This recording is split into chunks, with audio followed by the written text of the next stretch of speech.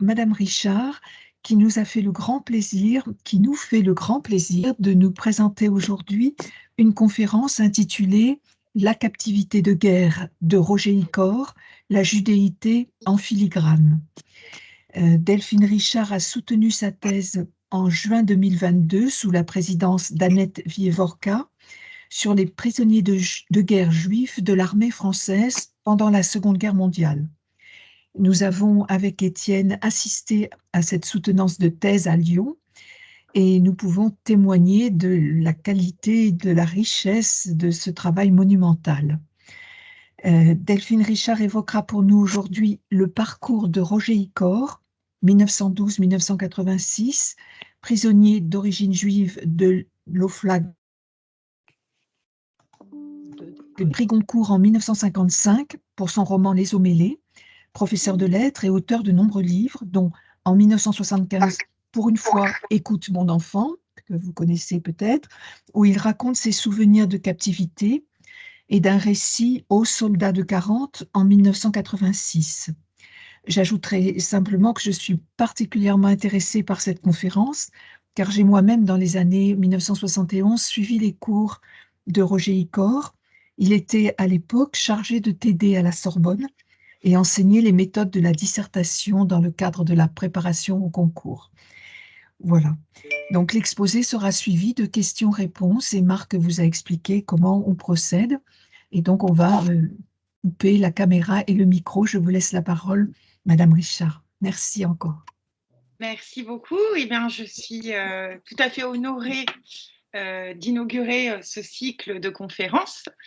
Et donc, je remercie l'association de m'avoir fait débuter. Alors, c'était pas forcément très simple pour moi de savoir à quel niveau me situer. Et donc, je suis partie du principe que vous étiez tous des spécialistes de la captivité de guerre. Et donc, je ne vous ferai pas le topo de base sur la question. J'ai préféré axer mon intervention sur justement Roger Icor et sur sa judéité. En pensant que c'était peut-être là-dessus que je pouvais vous en apprendre le plus. En tout cas, j'espère. Alors, je commencerai mon exposé avec quelques mots sur son parcours d'avant la captivité. Comprendre qui il est et d'où il vient me semble bien sûr utile pour cerner son vécu de captif, et d'autant plus indispensable qu'il s'agit presque d'un illustre inconnu. En effet, lorsqu'on cherche des informations sur lui, il y a de quoi se demander si l'écrivain n'est pas victime de la malédiction du Goncourt, parce qu'on ne trouve vraiment que très peu d'informations sur son parcours, et sa biographie se limite le plus souvent à ce prix Goncourt reçu en 1955, ce à quoi s'ajoutent parfois des informations sur son engagement dans la lutte contre les sectes dans le cadre du Centre contre les manipulations mentales qu'il a fondé à la suite du suicide de son fils.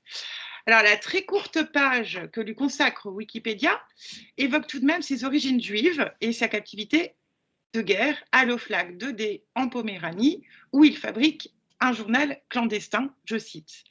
Roger Icor a donc été un prisonnier de guerre juif en Allemagne et c'est ainsi que je l'ai moi-même découvert. J'ignorais toute son existence avant de commencer ma thèse. Alors, pour présenter son parcours de captif, j'aborderai bien sûr ses activités de résistance. Ce sera le dernier volet de ma présentation. Mais mon propos aura avant cela comme fil conducteur donc la question de sa judéité qui traverse en filigrane son témoignage. Je souligne à nouveau que je ne suis pas une spécialiste de l'histoire des oflags 2D, 2B. Et d'ailleurs, je suis sûre que dans l'assistance, certains en sont de bien plus fins connaisseurs que moi.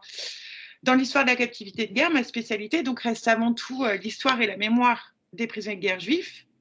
Et pour comprendre un peu de quel point de vue je parle, je rappellerai que pour ces prisonniers de guerre juifs, l'épreuve de la captivité se distingue nettement de celle de leurs camarades non juifs.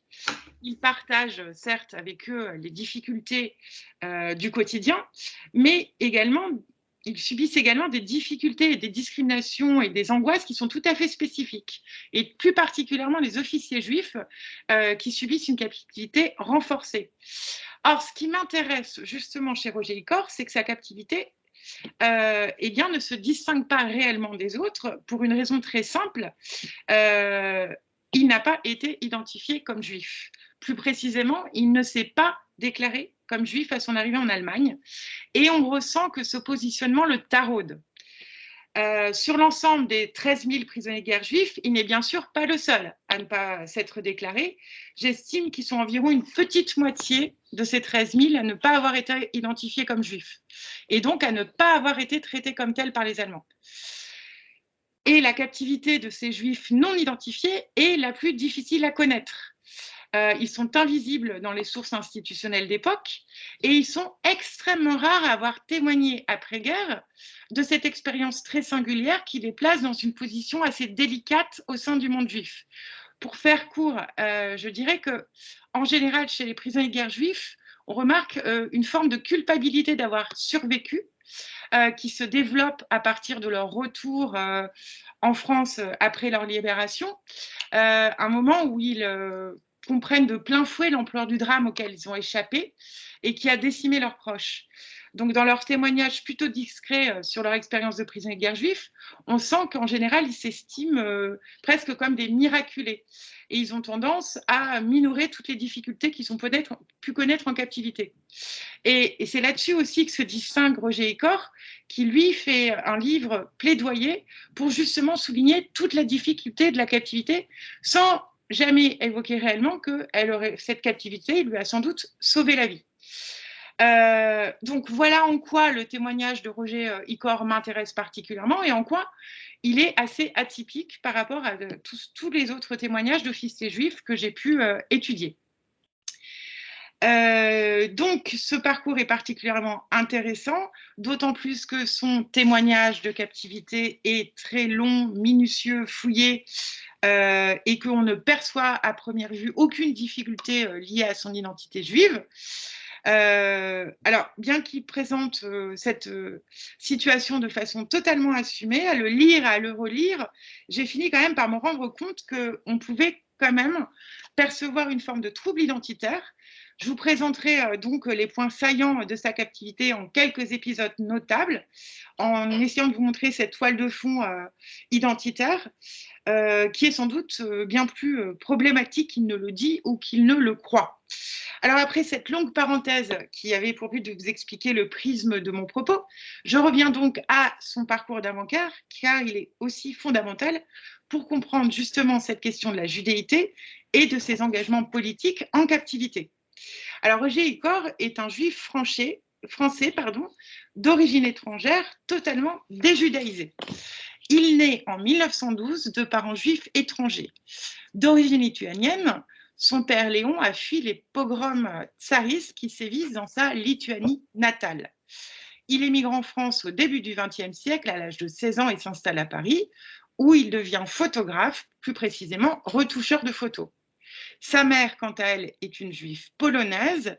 Elle est née à Varsovie et elle n'avait que 6 mois quand ses parents ont trouvé refuge à Paris en 1890, date à partir de laquelle ils tiennent une petite épicerie dans le Marais.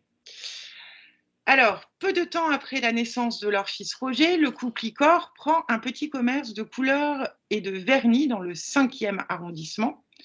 Ensuite, à partir des années 20 et jusque dans les années 1960, ils tiennent une brocante dans le 17e. En tout cas, la famille semble très symbolique de ce qu'on appelle l'israélitisme, assez spécifique du judaïsme français. Qu'ils soient de souche ou issus de l'immigration, beaucoup de juifs qui vivent alors en France intègrent avec force les valeurs de la République française qui les a émancipés, et en premier lieu, la laïcité. Ils réservent ainsi leurs pratiques religieuses pour la sphère privée et défendent avec ferveur les valeurs républicaines. On constate aussi une très forte tendance à la déjudaïsation. Si beaucoup de juifs maintiennent des liens avec la culture juive, souvent par fidélité familiale, beaucoup d'émigrés de l'Europe de l'Est abandonnent toute pratique religieuse dans leur patrie d'accueil, à qui ils vouent une reconnaissance éternelle. C'est donc tout à fait le cas, en tout point de vue, pour la famille Icor.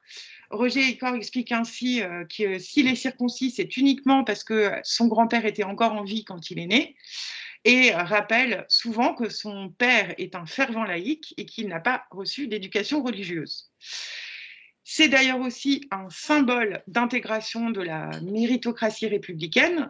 Il est normalien et officier. Donc d'origine étrangère et relativement modeste, Roger Icor reçoit une éducation marquée par un véritable culte de savoir. Et il suit un parcours scolaire très brillant au lycée Condorcet jusqu'au baccalauréat, puis Hippocagne-Cagne à Louis-le-Grand. Reçu à l'école normale supérieure en 1934, il est admis au concours de l'agrégation de grammaire en 1935. Après avoir fait son service militaire, il est professeur au lycée Mistral en Avignon de 1937 à sa mobilisation. Je reviens donc sur ce service militaire et sur son statut d'officier. Ce qu'il faut savoir, c'est qu'à l'époque, l'accès au corps des officiers est pour les Juifs perçu comme la voie royale d'intégration à la nation, particulièrement pour ceux qui sont d'origine étrangère. Au cours de ma thèse, j'ai même pu remarquer une forme de surreprésentation des Juifs dans le corps des officiers, bien sûr toujours à des grades subalternes, puisque l'antisémitisme demeure très marqué dans l'armée française. Mais à la différence de la plupart des officiers juifs, cette appartenance de Roger Icor au corps des officiers ne doit pas être perçue ou interprétée comme une démarche volontaire d'intégration. Ainsi qu'il l'explique dans Aux soldats de 40, les normaliens deviennent automatiquement officiers. Notons aussi que suite à la saignée de la Grande Guerre, une hécatombe frappe aussi les normaliens et les autorités militaires décident de protéger à l'avenir les élites en les destinant en principe au poste d'officier de renseignement sans faire d'eux réellement des embusqués. Cela permet de les écarter des premières lignes meurtrières.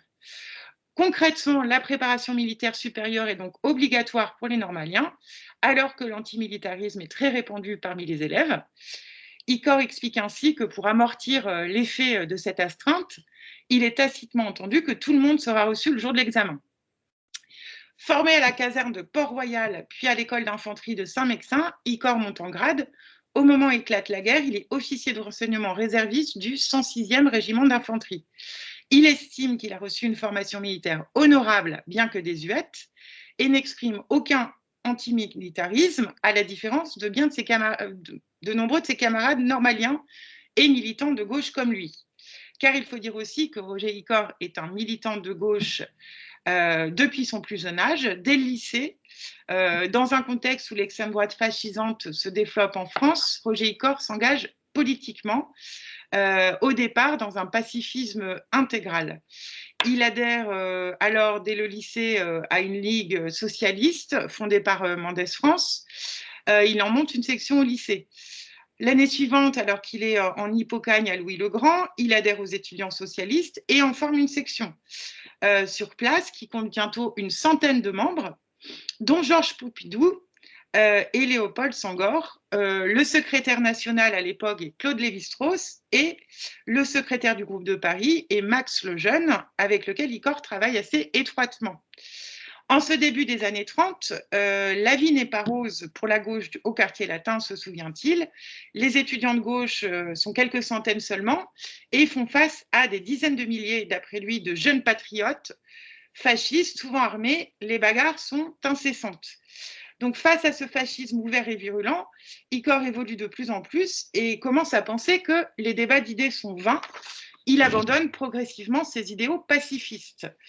En 1932, un voyage en Allemagne le marque profondément et contribue à cette évolution. À le lire, le jour où, appuyé sur sa bicyclette au bord de la route, il voit défiler devant lui les bataillons de SA chantant « Nous voulons détruire la France », il comprend que si ces gens arrivent au pouvoir, la guerre sera inévitable. Il finit donc par se rallier à l'idée d'une démocratie armée et combative. 2 années plus tard, alors qu'il vient de réussir, il est en passe de réussir Normal Sup, ont lieu les manifestations du 6 février 1934, durant lesquelles les ligues d'extrême droite tentent de renverser l'Assemblée. Il rejoint tout de suite les groupes de gauche pour tenter de lutter contre l'extrême droite et dans les semaines qui suivent, continue de participer aux manifestations, ce qui lui vaut de passer une nuit au poste de police. Une fois à l'ENS, il milite, comme bien d'autres, pour le rapprochement entre socialistes et communistes et continue de s'engager dans les sections universitaires. À partir de 1936, il soutient avec ferveur Léon Blum. mais il est ensuite tout à fait déçu par les accords de Munich, allant jusqu'à appeler à une guerre, sinon préventive, du moins déclenchée à temps. Il penche alors de nouveau vers les communistes, mais le pacte germano-soviétique met un terme définitif à ces velléités de rapprochement. Pour résumer, Roger Icor est donc un fils de petit commerçant immigré d'origine juive, pur produit de la méritocratie républicaine. Au moment où commence la guerre, c'est un intellectuel brillant et engagé politiquement de longue date, déjà ardent défenseur de la laïcité, et son existence est animée par le sens de la morale. Nous voilà donc enfin arrivés à l'entrée en guerre. Roger Icor donne un récit très détaillé de son expérience de guerre et donc de la drôle de guerre dans son ouvrage Aux soldats de 40, paru en 1986. Alors, au départ, cet ouvrage était prévu pour être intégré dans un ouvrage unique qui regroupait les mémoires de guerre de 1939 à 1945, soit sa guerre et sa captivité. Mais pour finir, l'ouvrage a été découpé à la demande de son éditeur et le premier volet sur la guerre est sorti après le volet sur la captivité sur lequel je reviendrai. Les deux ouvrages sont donc en réalité été écrits d'un seul tenant. C'est le même ouvrage et cela se perçoit tout à fait. C'est le même style, la même tonalité quelque peu amère et la même démarche. Roger Icor s'adresse à la jeunesse qui n'a pas connu la guerre, dans une volonté de lutter contre l'oubli et de rétablir la vérité. Ses intentions sont clairement énoncées. Je le cite, « Près d'un demi-siècle après le désastre de mai 1940, l'image qui en persiste dans la conscience collective est toujours celle d'une déroute éperdue et sans combat. » Il souhaite donc revenir sur cette image erronée pour la première phase des opérations, soit avant Dunkerque, pour redresser la vérité historique. N'ayant de goût que pour la vérité toute simple, dit-il, il annonce en toute modestie qu'il verse ainsi une déposition objective au tribunal de l'histoire, s'excusant tout de même par avance pour son goût pour la provocation. Alors, lorsqu'on lit son ouvrage, on voit bien qu'il s'efforce effectivement de défendre deux idées majeures en espérant tordre le cou à deux préjugés tenaces sur la débâcle, l'absence de combat et la défaillance des troupes combattantes. Alors, il faut quand même dire que sur ce point, son parcours de soldat est assez atypique, puisqu'il fait partie de la minorité de combattants qui a participé à une petite offensive en septembre 1939, la campagne de Lorraine, très brève. Son régiment est alors porté en couverture au-delà de la ligne Maginot, dans le secteur de la Lorraine, qui borde le Luxembourg, et il pénètre à cette occasion de quelques kilomètres en territoire allemand. Bon, il souligne quand même que bien que cette offensive soit rapidement encensée par la presse, il dit qu'elle est complètement bidon et qu'il enchaîne ensuite sur des longs mois d'inaction, donc tout à fait caractéristique de la drôle de guerre, durant laquelle les soldats sont mobilisés sur les lignes de front, mais lors de la guerre, il ne se passe rien, il reste l'arme au pied, en raison de la stratégie défensive adoptée par l'état-major, qui s'appuie donc sur la protection de la ligne Maginot. Alors avec humour, il raconte quand même comment il occupe ses longues semaines. On apprend qu'il se retrouve à récolter des betteraves sur le chemin des dames.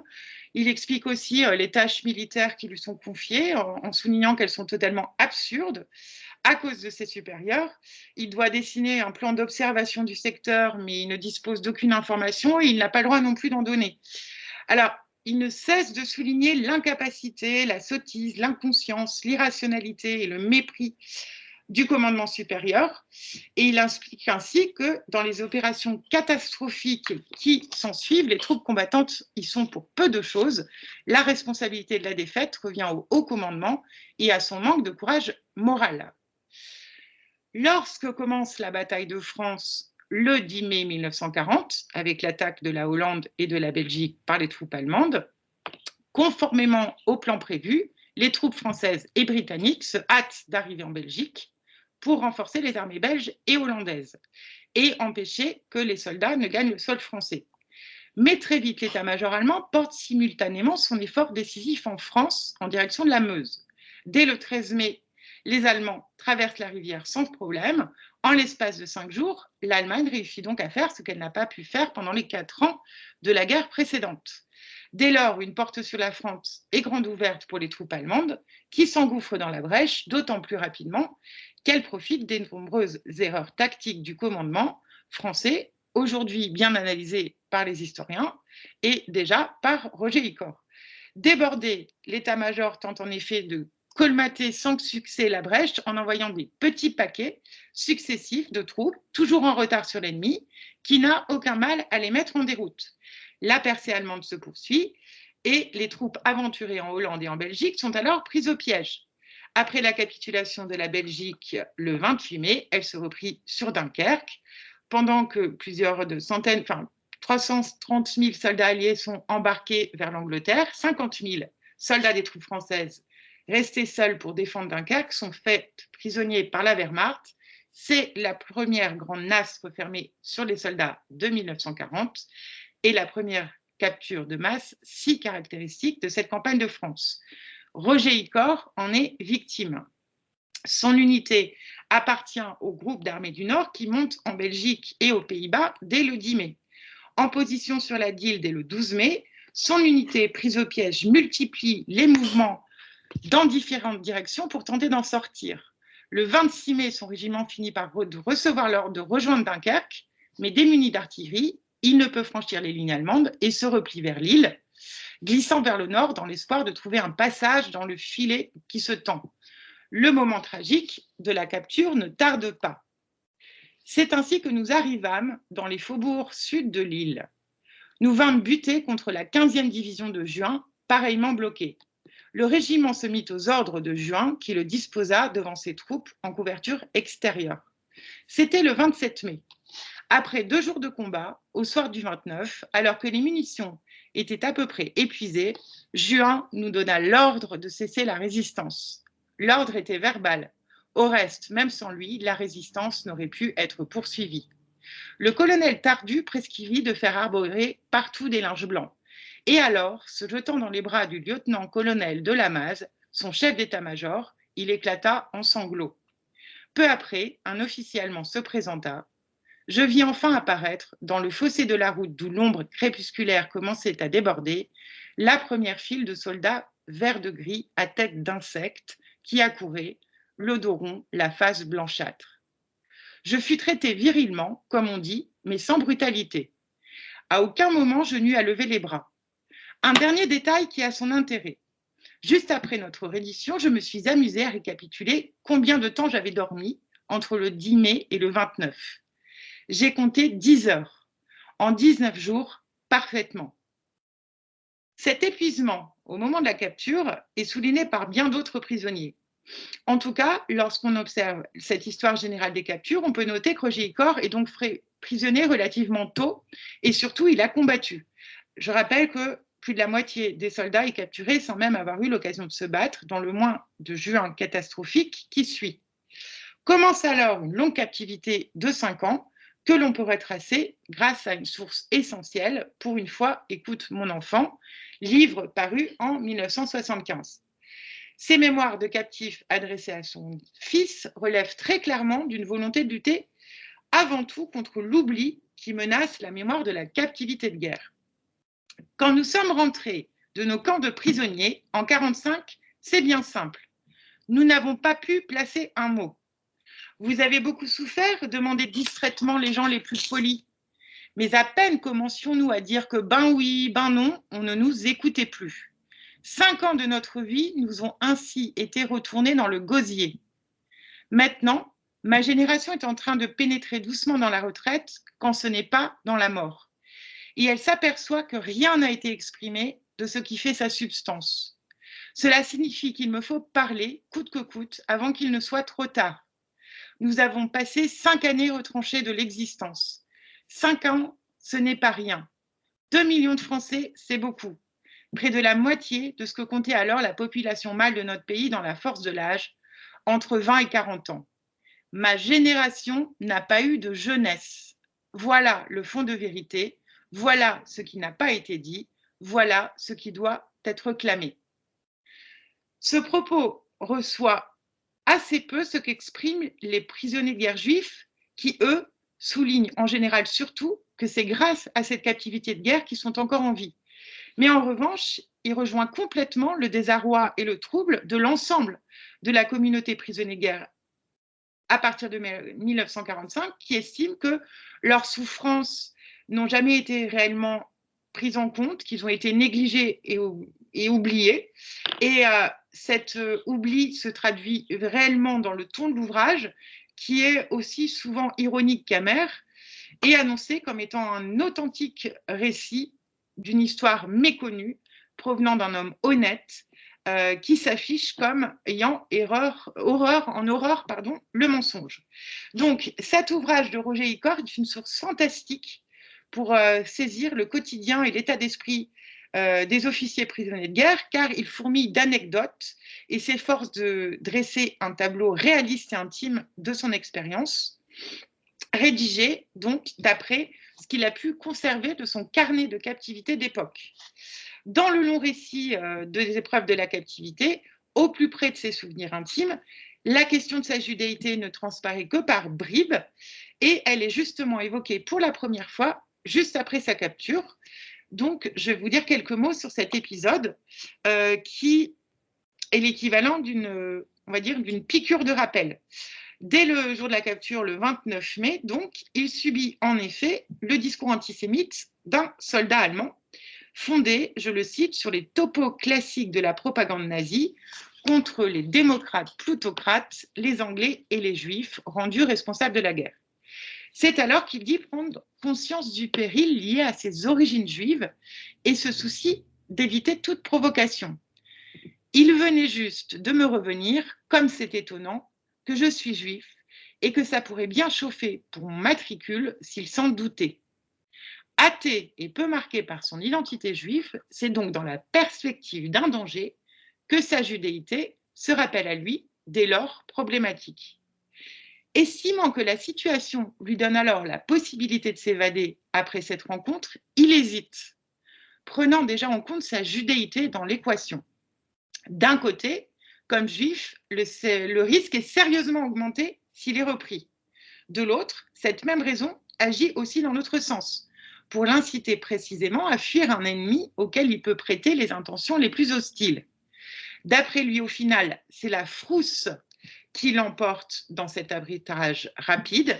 Aussi ne tente-t-il rien. Alors, suite à cette capture, Roger Icor est rapidement envoyé en Allemagne dès le mois de juin. Il ne connaît donc pas, comme la majorité des prisonniers, les affres de la captivité provisoire en France, dont les conditions sont en général effroyables. Ce début de captivité est donc marqué par ce qu'il appelle une captivité de mouvement, c'est-à-dire un long et éprouvant transfert vers l'Allemagne qui se fait dans son cas essentiellement à pied, au cours de longues marches forcées, épuisantes et humiliantes, puisque les soldats allemands qui les encadrent ne cessent de chanter des chants vantant la supériorité de leur nation. Alors, à son arrivée en Allemagne, il est transféré en compagnie d'autres officiers français à l'Oflag 2D, en Poméranie prussienne. L'Oflag se situe donc sur un terrain militaire d'exercice de la Wehrmacht. Et c'est à ce moment que, d'après moi, se joue un temps crucial, un événement crucial dans sa captivité qui m'intéresse tout particulièrement. Puisqu'à l'arrivée dans les camps a lieu ce qu'on appelle l'immatriculation. Donc après, d'abord, l'épouillage et la fouille. Cette immatriculation, en fait, c'est un ensemble d'opérations administratives d'entrée au cours desquelles chaque prisonnier est fiché. On récolte alors sur lui des informations sur son état civil, militaire. On attribue un numéro de matricule, on le prend en photo. Or, dans les informations demandées aux officiers, eh bien, figure entre autres une question sur la religion. En effet, l'armée allemande n'est pas régie par la laïcité, comme en France. Alors, pour beaucoup de juifs, cette immatriculation à l'arrivée dans les stalags et des oflags n'est donc pas du tout vécue comme une simple formalité administrative. Le questionnaire comportait une mention redoutable, religion, souligne ainsi justement Roger Icor. Alors, je souligne que cette immatriculation n'est pas à proprement parler un recensement des juifs, mais que beaucoup de juifs ont conscience qu'elle le rend possible. Connaissant la nature de la politique antisémite du régime nazi, ils sont nombreux à supposer que cet acte déclaratif ne sera pas sans conséquences. Et c'est exactement le cas de Roger Icor. Dans son ouvrage, il expose même, au cours de 8 pages environ, le cheminement qui l'a mené à ne pas se déclarer, et donc évoque assez longuement, en tout cas c'est le seul moment où il évoque longuement cette question de la judéité. Alors, son récit est, d'après moi, très embrouillé, fait de digressions, la chronologie est gommée. C'est pourquoi je me propose de vous l'expliquer un peu le plus simplement possible, même si ce n'est pas simple pour moi. Alors, d'abord, juste avant d'aborder cette question de son immatriculation, Roger Icor souligne qu'il est idiot et niais, puisque lors de la fouille d'entrée, sur simple demande de l'officier allemand, il lui a remis son carnet intime qu'il tient depuis le début de la guerre et auquel il tient comme à la prunelle de ses yeux. Alors, il dit qu'il ne comprend pas pourquoi il est si naïf, mais qu'avec le recul, vraiment, il trouve qu'il mériterait des coups de pied au cul, et il suppose sans doute que cette naïveté, cette bêtise, s'explique par son hérédité chargée. Et il fait alors le parallèle avec l'attitude de son père lors du recensement en France. Réfugié à Clermont-Ferrand, mon père alla paisiblement se déclarer comme juif aux autorités de Vichy. Il le fit même 2 fois. La première n'avait pas suffi. Le commissaire de police à qui il s'était adressé, après avoir tenté de le dissuader, avait tout bonnement mis la déclaration au panier. Alors mon père récidiva, et il n'avait même pas l'excuse d'un judaïsme militant, non, il n'était ni croyant ni sioniste. Icor présente ainsi le geste de son père, certainement animé de légalisme, comme l'expression d'une naïveté et d'une honnêteté presque coupable, à l'instar de sa propre réaction avec l'Allemand qui lui demandait le carnet. Il explique donc qu'il a tiré la leçon de l'incident, à savoir que son honnêteté ne devait plus être de mise dans le monde de la captivité. Alors, je suppose qu'il est un petit peu embêté, puisqu'il n'arrête pas de dire tout au long de son ouvrage qu'il déteste mentir, qu'il ne ment jamais, qu'il ne dit que la vérité. Et c'est là qu'on va apprendre que quand même, il a menti pendant son immatriculation. C'est ce qui rend son récit si difficile à analyser. Alors, il explique qu'il s'attend depuis longtemps à être interrogé sur sa religion, ce qui veut dire que quand même il a cette inquiétude de ses origines juives, et que quand on l'interroge sur sa religion, spontanément, il répond donc aucune. Il vérifie quand même que l'allemand écrit bien cela sur sa fiche. Alors, il s'ensuit un long développement sur les risques qu'il y a pourtant à se déclarer athée. Icor, comme bien d'autres prisonniers, souligne que beaucoup d'instituteurs, d'incroyants, d'anticléricaux préfèrent se déclarer catholiques à ce moment-là, parce que tout le monde est bien au courant que, globalement, l'athéisme est louche pour les nazis. Et que, éventuellement, même pour des communistes, ça peut être assez malin de se déclarer catholique, parce que comme ça, on évite de se faire remarquer. Alors, on ne comprend pas très bien tout de même pourquoi Roger Icor ne s'est pas déclaré catholique, puisqu'il explique qu'il ne se déclare pas juif parce qu'il a peur quand même des conséquences, mais pour finir, il ne se déclare pas non plus catholique parce qu'il redit qu'il a horreur du mensonge.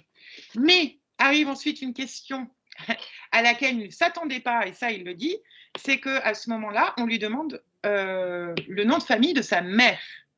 Or, sa mère a un nom qui est marqué, d'après lui connoté, et donc c'est à ce moment-là qu'il se met à mentir tout à fait spontanément. On me demanda, comme aux autres, le nom de jeune fille de ma mère. Il se trouve que ce nom, Chimanovitz, est assez révélateur, ou du moins, il me paraissait tel. Sans sourciller, ni d'ailleurs foncer mon imagination, en un éclair, je le raccourcis, je l'aménageai, j'en fis un Chimano qui sonnait coquettement français, avec sa finale vendéenne en haut. Dame, on n'est pas agrégé de grammaire pour rien. Et puis allez voir si ça vous chante, pensais-je, persuadé que c'était tâche impossible que de vérifier les patronymes et matronymes de 2 millions de prisonniers originaires des 4 coins de France, de Navarre et d'Outre-mer. Tel est le faux que j'ai commis lors de mon arrivée à l'Oflac de D, et je l'avoue sans rougir, si c'était à refaire, je le referais avec la même tranquillité d'âme. Jouer les chevaliers ultra purs avec cette vermine, merci. Donc, au final, vu qu'il a fini par mentir, je pense qu'il y a quelque chose qui n'était pas si spontané ou pas si calculé que ça, ou en tout cas qui n'est pas si assumé, puisque à la fin, peut-être qu'il aurait été plus tranquille au fond de se déclarer catholique. Toujours est-il qu'il enchaîne de façon avec un peu d'espouf en disant le lecteur haletant se demande peut-être si j'ai été démasqué, au bout de combien de temps, avec quelles conséquences. Autant lui avouer tout de suite, nada, rien.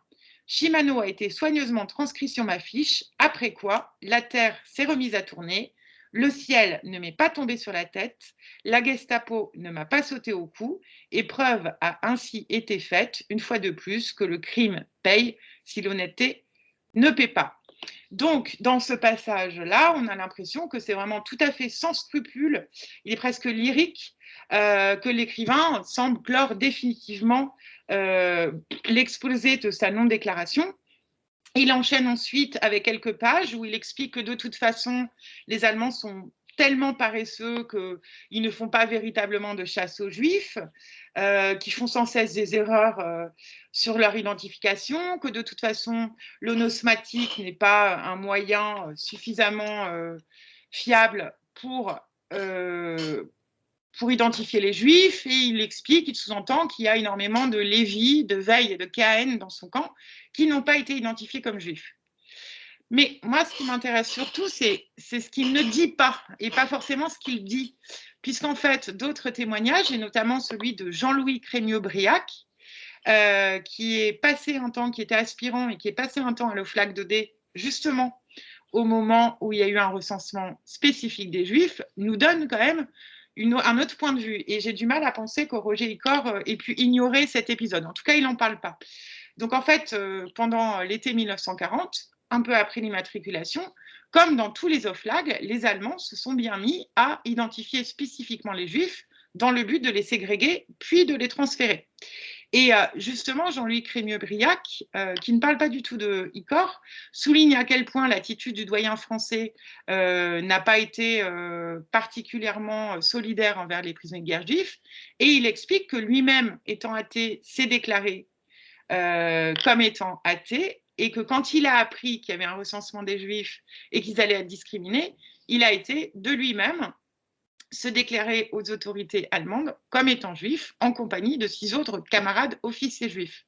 Donc, moi, je ne dis pas du tout ça pour porter une quelconque culpabilité sur Roger Icor, mais c'est juste pour souligner que derrière le fait qu'il a l'air de dire qu'il était tout à fait tranquille avec cette question, je ne crois pas qu'en fond, ce soit tant que ça le cas. Alors, pour avancer, parce que ça fait déjà un long moment que je parle, je dirais quelques mots juste rapidement sur la vie au camp qu'il décrit vraiment avec, comme un peintre impressionniste, que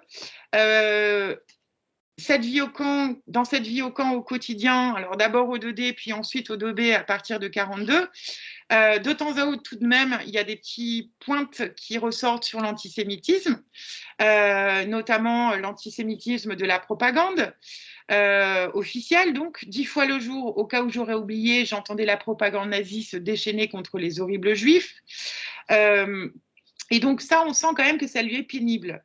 Il explique aussi qu'il peut lui arriver de subir des espèces de bouffées d'antisémitisme de sa chambrée, et que ça lui est déjà arrivé la nuit d'avoir quasiment envie de vomir d'écœurement quand il entendait ses camarades de chambre ricaner et se moquer des interdictions faites contre les Juifs en France, sans aucune empathie.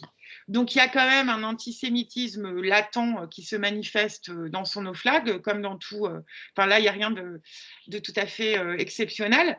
Et on sent quand même dans ces moments-là qu'il ne vit peut-être pas si bien sa position de juif non déclaré. Par ailleurs, la question de la barbarie nazie est aussi un thème récurrent dans son quotidien de captif, notamment au moment de l'arrivée des prisonniers de guerre russes qui jouent l'OFLAG et dont il décrit avec effroi le mauvais traitement. Alors, sur cette vie au camp, j'irai très vite parce que je veux vous parler de la résistance. Je dirais juste que si vous avez envie d'en savoir plus sur la cuisine et sur ce que c'est que de partager une intimité forcée entre hommes comme ça, la question du bruit, l'importance des popotes, toutes ces petites questions de débrouille et d'organisation, la question de la vie intellectuelle en captivité, où il est regroupé à un moment avec des amis pour la vie, notamment Paul Ricoeur. Je vous conseille vraiment de lire son ouvrage. Je vais finir en essayant rapidement de traiter un autre point qui me semble fondamental dans ce témoignage de Roger Icor, c'est son explication extrêmement fine de la vie politique au camp et de la question de la résistance. Alors, cet engagement résistant à l'OFLAG est présenté d'une façon très réfléchie. Et ce qui est intéressant, c'est que, étant donné qu'il écrit en 1975, on comprend qu'il a vraiment bien conscience des enjeux de la mémoire de la résistance, et plus particulièrement de la résistance des prisonniers de guerre en Allemagne. En effet, il souligne que début de la captivité, il existe bien chez lui un esprit de résistance, mais qu'il ne faudrait pas qu'il se pose en premier résistant du camp. Il n'est évidemment pas le seul, mais c'est surtout qu'à cette époque, les futurs résistants ne se reconnaissent tout simplement pas entre eux. Alors, le premier acte qu'il évoque avec drôlerie se situe le 14 juillet 1940. Ce jour-là, vécu de ses plus belles loques, il se promène partout dans le camp en rappelant que c'est le jour de la fête nationale républicaine, ce qui lui vaut des hurlements de camarades qui clament que la République les emmerde. Ainsi qu'il le souligne lui-même, ces gestes ostentatoires ne mènent certes pas bien loin, mais lui valent tout de même d'être dénoncé en janvier 1941 comme meneur d'activité antinationale en France, occupé par un officier rapatrié. Alors, Roger Icor apporte également des informations intéressantes sur le très faible impact du gaullisme dans son OFLAG dans un premier temps, tant parmi les opposants au régime de Vichy qu'au sein de ses défenseurs. Dans les OFLAG qui sont majoritairement acquis au maréchal Pouetin dans un premier temps, les captifs ne découvrent que très lentement, très tardivement le général de Gaulle. En général, courant fin 1940, voire plus tard. Des échos du 18 juin, en général, ils en ont parfois à partir de 1941. Alors, il est au départ totalement méconnu, le chef de la France libre, mais peu à peu, tout de même, il devient l'objet de conversations, son attitude divisant les prisonniers. Ainsi, même un opposant de la première heure à Vichy comme Roger Icor témoigne de l'influence très limitée de son action dans l'opinion des OFLAG, où l'on peine à la saisir, et les captifs accordant globalement peu de crédit au général de Londres. Je le cite, « J'ai eu la curiosité de consulter mes carnets pour vérifier la place qui tenait de Gaulle. C'est seulement le 8 octobre 1941 que je trouve la première mention de son nom. Et encore en passant. Le texte qui a trait à des histoires de mouchardage est le suivant. Question gravement débattue l'autre jour. Si un officier voulait s'évader pour aller chez De Gaulle, est-ce que ses camarades n'auraient pas le devoir de le dénoncer? Et il faut aller jusqu'en mai 1942 pour trouver la seconde mention presque aussi allusive. » Alors, dans ces conditions, Icor déclare clairement que son engagement résistant apparaît tout à fait indépendamment du combat du général de Gaulle. Il est juste dans la droite lignée de son engagement avant-guerre. Sur de Gaulle, il dit « Pour ma part, je n'ai jamais eu besoin de Gaulle, j'ai seulement apprécié, soutenu et utilisé son action pendant la guerre. » Ainsi, c'est de façon totalement autonome que ces engagements résistants se manifestent à travers le journal parlé. Il souligne aussi que les conditions et les contraintes de la captivité rendent vraiment difficile une lutte résistante. Elle ne peut être que sous forme indirecte. Mais comme les prisonniers vivent dans un endroit complètement clos et désinformé, il s'agit d'après lui pour lutter de rétablir la vérité, parce que la vérité en elle-même est une forme de résistance à l'oppression. Et donc c'est pour ça qu'il fonde un journal parlé avec deux camarades, dont un ancien camarade de Normal avec qui il a milité.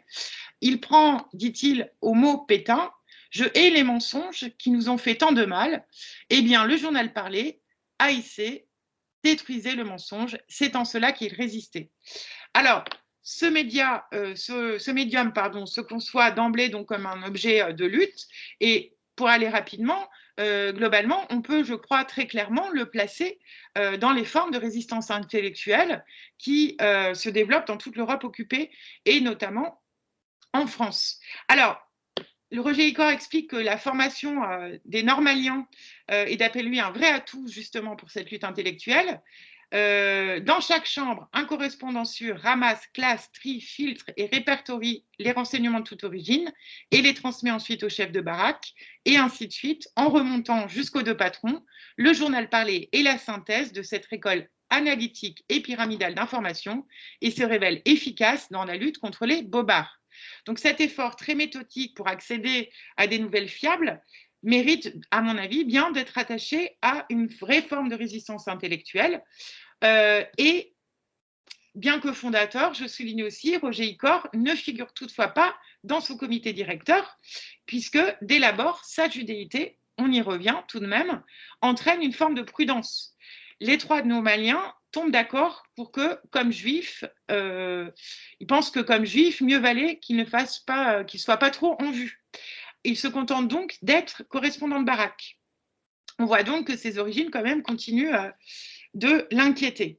Alors, je n'ai pas le temps de développer ce développement du journal parlé, mais je dirais qu'à la fin, il se transforme en donc le groupement Liberté et qu'il a tellement de succès après le retournement de l'opinion qui compte jusqu'à 600 membres et qui se développe grâce aux radios clandestines avec donc Ils sont foutus, l'ISF, qui est un bulletin rédigé clandestinement, toujours par l'équipe d'Icor et de ses amis, et que vraisemblablement, cet ISF a une énorme importance donc dans la vie politique dans le camp.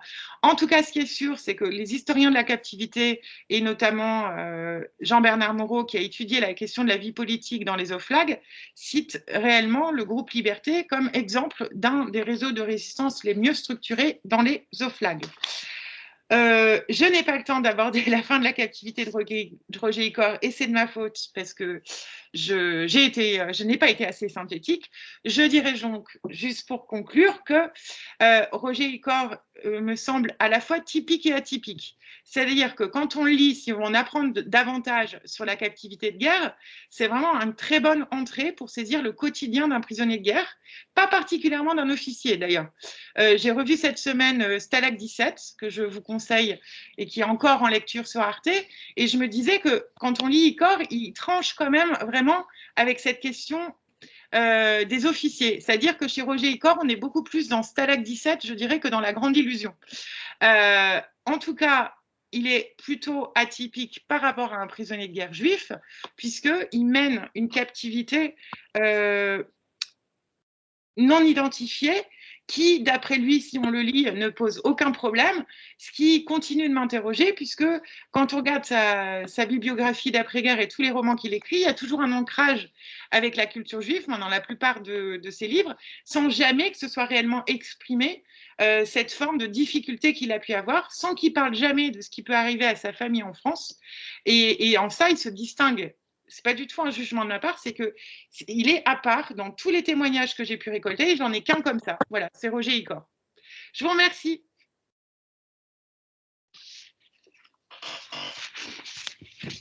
Merci beaucoup. Alors, quelques questions. Marie-Françoise, une question. Alors, il faudra remettre les micros. Oui, deux questions.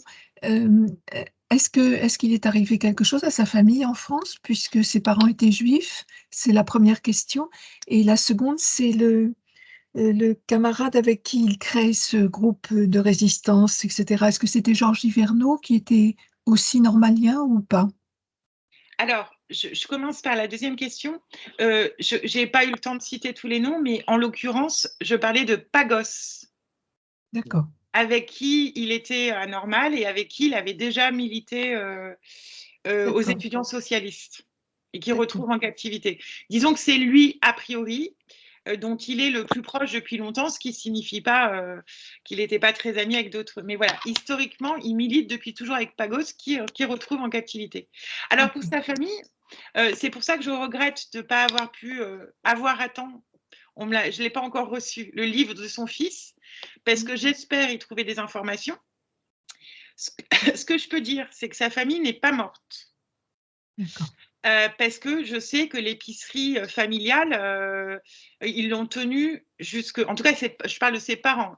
C'est évident qu'il a des proches qui sont morts, mais ses parents ont continué de tenir l'épicerie après-guerre et je sais qu'à son retour de captivité, il est retourné habiter chez eux. Et quand il s'est marié très rapidement après la guerre, et au départ, il habitait chez ses parents et ça s'est très mal passé vraisemblablement. Donc, ses parents sont encore en vie. Quand on cherche dans les bases du mémorial de la Shoah, on ne trouve rien sur des Igor à part une photo de ses parents sur une calèche en 1917, je crois. Mais aucune information. Et donc, par déduction, je dirais que, a priori, ils n'ont pas été internés non plus, sinon il y aurait leur fiche d'internement. Par contre, je vais essayer d'être courte. Ce qui est étonnant, c'est que c'est aussi un des seuls. Il parle de façon très longue de la correspondance, des moyens qu'il met en œuvre pour déjouer la censure. Mais tous les prisonniers de guerre juifs, qu'ils soient identifiés ou non, au moment où ils parlent de la correspondance, ils expriment sans cesse les angoisses qu'il y avait de la rupture des relations avec leur famille juive. Lui, pas du tout. Autre chose qu'il distingue, c'est que normalement, les prisonniers de guerre juifs ne recevaient pas de colis de leur famille ou de leurs proches. Et lui, il explique que pendant toute la guerre, il a reçu des colis, sans doute de ses amis, peut-être le réseau normalien. En tout cas, ce qui est sûr, c'est qu'il ne dit pas un mot précisément, à part cette question du recensement, sur ce qui se passe pour sa famille parallèlement. Et pour le coup, là, c'est le seul dans tout mon corpus. Voilà. D'accord, merci. De rien. Merci. Je voulais vous remercier, Delphine, pour cette conférence passionnante et vous dire, pendant que vous parliez de M. Chimano, j'ai été regarder dans les listes allemandes. J'ai trouvé son nom dans la liste d'arrivée numéro 50. Alors, je disais, Chimano, ça se termine EAU, AUD. Et en fait, l'allemand, quand il a rempli les listes dans un deuxième temps, après le remplissage de la Personalkarte, il a écrit CHIMANO. C'est quand même incroyable que vous ayez l'information. Alors, une autre remarque aussi, il a quand même frôlé, je ne sais pas si je peux dire le diable ou le pire, c'est-à-dire qu'à l'Oflag 2D arrive aussi, comme lui, en juin 40, un monsieur qui s'appelle Darquier, que les Allemands vont libérer au mois de septembre et qui va succéder à Xavier Vallat comme commissaire aux affaires juives. Et alors, justement, Darquier, je me permets de vous couper, ça fait partie des trucs que j'ai dû sabrer parce que je voyais leur tourner. Mais ce qui est intéressant aussi, parce qu'en général, il minore l'antisémitisme dans son récit, c'est que je sais par d'autres officiers que Darquier a quand même eu le temps, il n'est pas resté longtemps, de prononcer une conférence très antisémite à l'Oflag. Il n'en dit pas un mot. Et d'autres prisonniers ont été extrêmement choqués. Alors, ce qui peut expliquer que personne ne parle de cette conférence, enfin que lui ne parle pas de cette conférence, je ne sais pas dans quel bloc il est marqué, mais pendant les premiers mois de captivité, les blocs étaient fermés les uns par rapport aux autres. Et il se trouve que Roger Icor était au bloc 3, oui. Dans la baraque 19, qui était la baraque voisine de celle où était mon père.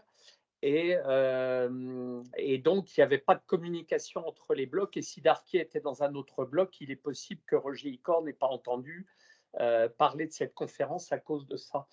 Alors, vous parliez aussi du phénomène gaulliste ou non parmi les prisonniers. Une information, nos amis polonais ont découvert il y a quelques années, je ne sais plus exactement combien, mais je suis arrivé une fois en Pologne, à l'Oflag de Bedarnswald, où ils venaient de retrouver derrière une porte dans un grenier, pliés sur des cahiers d'écoliers, pliés en tout petits morceaux, des écrits que je tiens à votre disposition si vous le souhaitez, du groupement Liberté. Ah bah ce serait génial puisque il y a, pour d'autres flags, on a des sources sur les documents de résistance, mais là ils ont presque tout détruit au fur et à mesure. Donc, Alors les originaux sont aux archives militaires à Stettin, mais j'ai pu avoir mes amis polonais m'en ont donné des photocopies. Et la dernière remarque que je voulais faire à propos des gaullistes, eh bien, j'ai eu la surprise dans le dépouillement que l'on fait avec mon épouse. Il y a 6 compagnons de la Libération qui n'ont été que 1038 qui sont passés par le FLAC 2D, dont le propre futur gendre du général de Gaulle, Alain de Boissieu. Et puis, j'ai découvert, et puis Crémieux-Briac qui est resté quelques mois, effectivement, avant d'être transféré au Stalag 2B, d'où il va s'évader vers la Russie, enfin vers l'Est. J'ai découvert plus de 25 médaillés de la Résistance qui sont passés par le FLAC 2D et qui sont, pour beaucoup d'entre eux, des gens qui se sont retrouvés captifs en 40 alors qu'ils étaient déjà anciens combattants de la Première Guerre mondiale et qui ont été libérés en tant qu'anciens combattants de la Première Guerre mondiale, qui ont fait de la résistance et qui, donc, pour beaucoup d'entre eux, plus de 25, ont eu la médaille de la Résistance. Mais au nom de la résistance en France, pas de la résistance, voilà. Absolument. Qui sont l'histoire. Bavard, merci pour ces informations, je vous recontacterai. Marie-Françoise?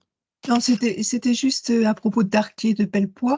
Il parle un tout petit peu dans le livre, je l'ai relu là ces jours-ci, en disant juste que quand il a été ramené en France, il y a une petite phrase où il dit qu'il va repartir en France, refaire ses saloperies ou quelque chose comme ça. Voilà. Donc, ça ne dit pas qu'il a assisté à la conférence, effectivement, mais en tout cas qu'il... Je pense qu'il en a eu des échos, mais il est assis. Vu comment il est capable de digresser, si vous l'avez relu, d'ailleurs ça m'amuse quand je lis, il est capable de digresser sur des détails, là il passe quand même assez vite. Oui. Voilà, mais vous avez raison, effectivement. Voilà, je suis tout à fait d'accord avec vous sur ce passage. D'accord. Voilà, c'est tout. Dans l'onglet conversation, vous trouverez les deux éléments dont on a parlé. Je vous ai rajouté le lien vers le livre que vient de présenter Étienne à la caméra. Et le raccourci pour Stalag 17, pour ceux qui veulent encore le voir. Voilà. Ouais, merci, parce que je l'ai revu et j'ai trouvé que c'était quand même très bien fait. Oui, tout à fait, moi aussi. Ah, oui. Moi, j'ai été sensible au fait que vous parliez justement de la différence avec le Stalag 17 que j'ai revu cette semaine, parce que c'est vrai que dans l'écrit de Roger Icor, pour une fois, écoute mon enfant, il y a quand même des parties qui sont vraiment assez crues, enfin assez, oui. Des choses sordides sur ce qui se passe la nuit, sur ce qui se passe, etc. Et qui, j'ai bien aimé que vous disiez que ça se ressemble plus à Stalag 17 qu'à tout ce qu'on a pu lire sur les OFLAG. Merci pour cette remarque, mais c'est vrai que je le relisais cette semaine et il y a notamment un passage sur le bruit, les hurlements. Ouais. Et j'ai regardé le soir même Stalag 17 et je me suis dit, mais quand même, il y a quelque chose de l'ambiance que je crois percevoir chez Roger Icor qui est sous mes yeux là. Voilà, c'est dans ce sens-là. Et c'est vrai qu'il y a assez peu d'officiers qui, dans leur témoignage, mettent en avant certains comportements inélégants. Et on parle souvent de mouchardage, mais c'est un des seuls, en tout cas dans les officiers juifs que j'ai lus, qui met en avant une forme de vulgarité qui peut avoir lieu quand on partage l'intimité de gens pendant si longtemps. Voilà.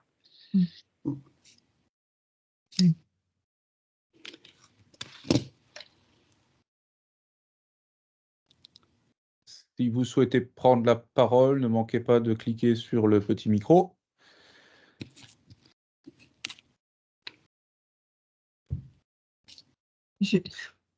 Juste aussi, il me semble que les relations entre les prisonniers et les officiers allemands qui gardaient le camp, enfin, ou les soldats allemands qui gardaient le camp, ça ressemble aussi pas mal à Stalag 17, non? Tout à fait, c'est un passage que je n'ai pas pu vous lire parce qu'il est drôle quand il parle des Allemands. C'est exactement ça, c'est un deuxième point de comparaison. Là, bon, de toute façon c'est trop tard, j'avais qu'à être plus synthétique, mais globalement, le regard sur les Allemands qui est porté par Roger Icor, c'est plutôt... bon, il dit, il les appelle les débris, les tocards, et il dit, c'est pas des mauvais bougres. Au pire, leur pire défaut, c'est d'être un peu des crétins. Et justement, c'est assez drôle quand il raconte au fil de la guerre, il dit c'est de pire en pire. Hein. On n'a pas, nous, on n'a pas les aigles. Voilà, c'est ça. Des aigles, on n'en a pas beaucoup vu. Nous, il nous reste que, il nous reste que les vieux soldats alcooliques et surtout extrêmement paresseux. Hein. Par ailleurs, il n'arrête pas d'expliquer que c'est pas du tout vrai cette espèce d'image de l'Allemagne qui fonctionne impeccablement. Que ce qui règne chez leurs gardes, c'est le je m'en foutisme, voilà, le copinage, le marché noir. Et ils ne les présentent pas réellement comme des mauvais bougres, hein, les Allemands, globalement. À part quelques personnages isolés, voilà, ce qu'ils critiquent, c'est le nazisme. Mais à la différence d'autres officiers aussi, il y a très peu de personnages qui se distinguent par leur violence et leur hostilité. Quand on écoute les témoignages sur Lübeck ou sur Colditz, c'est pas la même chose. Oui. Sauf le moment où les Allemands attendent à la sortie d'un tunnel où ils blessent mortellement le lieutenant Rabat. Voilà, ça c'est un passage où son changement, il dit que c'est un crime, hein, d'ailleurs, mais c'est relativement court, sinon, voilà, c'est effectivement, vous avez tout à fait raison, c'est plutôt l'image un peu lamentable des Allemands dans Stalag 17 que décrit Roger Icor. Mais en tout cas, c'est pas la grâce des officiers allemands qu'on a dans La Grande Illusion. Oui, c'est pas von Stroheim. Non, c'est pas ça. C'est pas von. Il semble qu'au moment du tunnel, c'est lui qui raconte l'appel suivant où les Français se mettent dos à celui qui compte et chantent la Marseillaise. Il me semble que c'est dans son livre qu'il y a ça. Oui, tout à fait. C'est une manière de résister, là aussi. Oui, tout à fait. Et oui, vous avez raison de le souligner.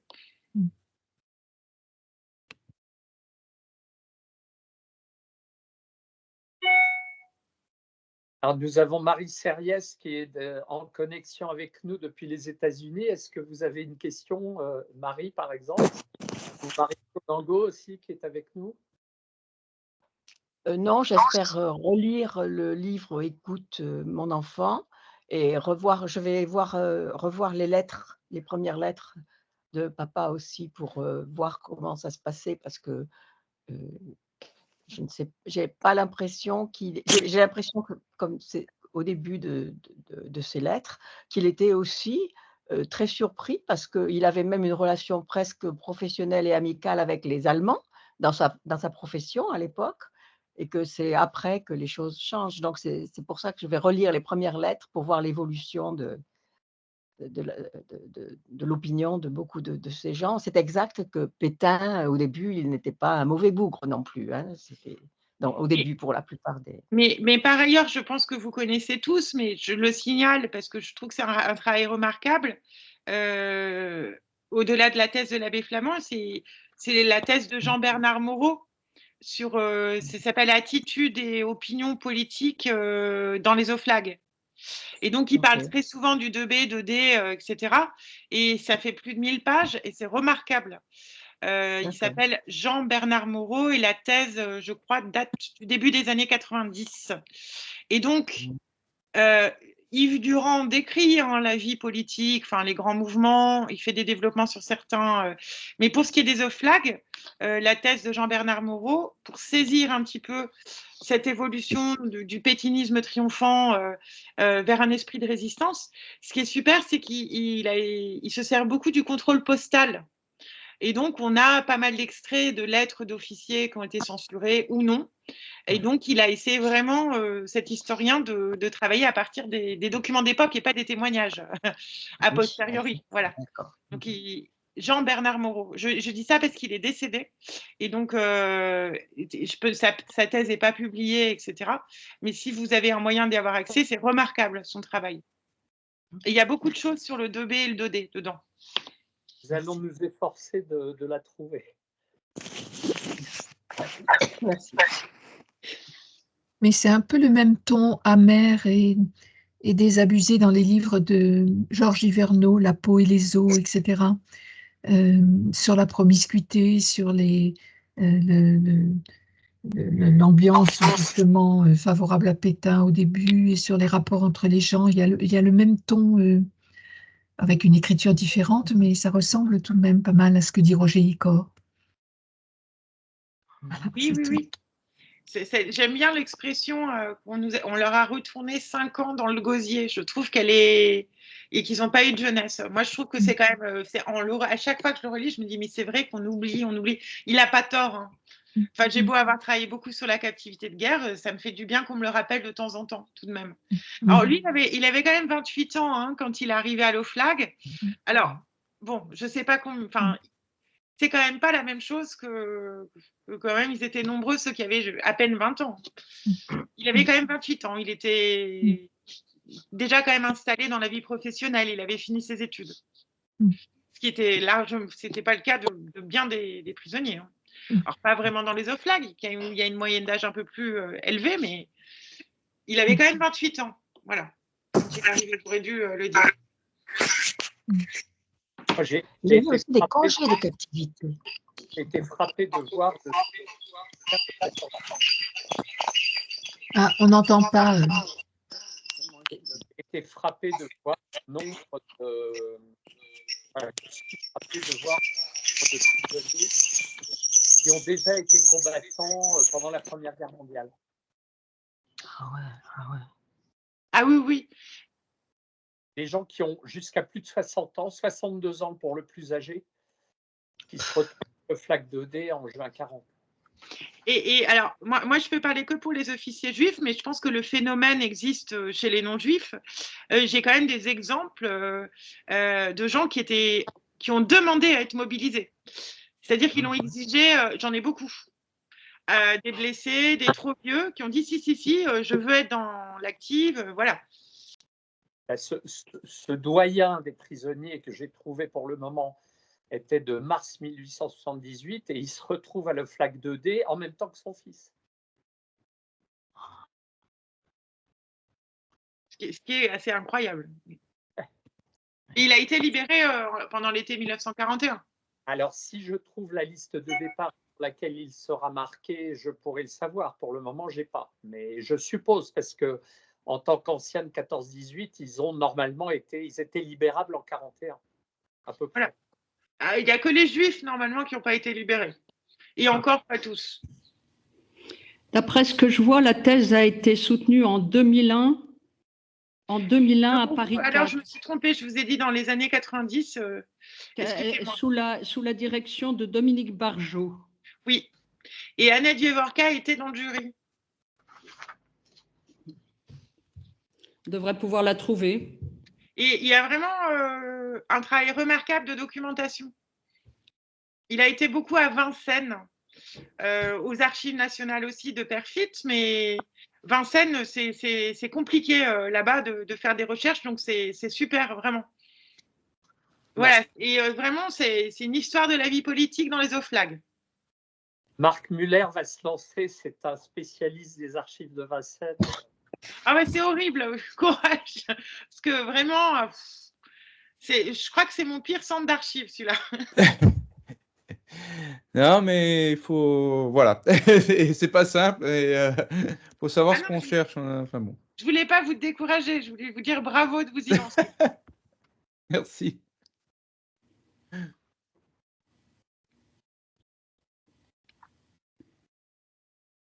Avez-vous encore des questions?